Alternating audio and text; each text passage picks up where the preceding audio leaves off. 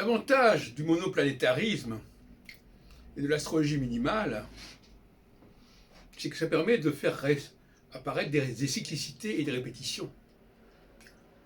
On a un système qui est toujours le même. En revanche, dès qu'on combine plusieurs facteurs, ça n'est jamais le cas. Il y a toujours quelque chose de différent chaque fois.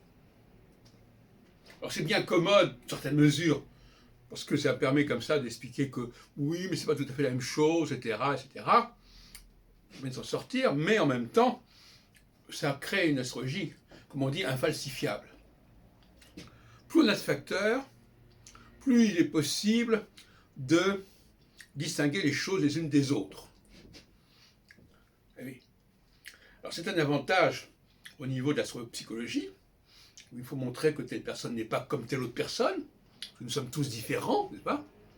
Mais quand il s'agit de faire de la prévision, là l'argument n'est plus le même, l'enjeu n'est pas le même, parce que là il s'agit au contraire de montrer qu'il y a des choses qui reviennent. Et pour montrer qu'il y a des choses qui reviennent, il faut que les configurations soient les mêmes. Il peut y avoir des événements légèrement différents, mais la tendance, le schéma général, doit être identique, comparable. Donc on voit bien qu'au niveau de la méthodologie, le monoplanétarisme permet de faire des recherches qui soient convaincantes sur le plan des résultats, parce que c'est des choses qui reviennent. Quand vous étudiez par une période d'une centaine d'années sur une personne, ou 70 ans, et que vous voyez que tous les 6 ans, il y a des choses qui reviennent, eh bien là, c'est concluant. Donc le monoplanétarisme convient bien aux enjeux de l'astrologie mondiale.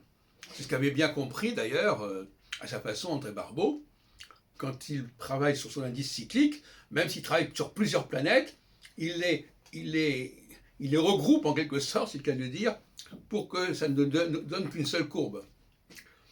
En revanche, en astrologie individuelle, le polyplanétarisme, le pluriplanétarisme est bien commode parce que ça permet comme ça de montrer que tout le monde est différent.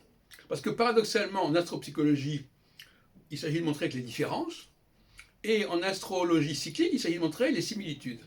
C'est ça la différence.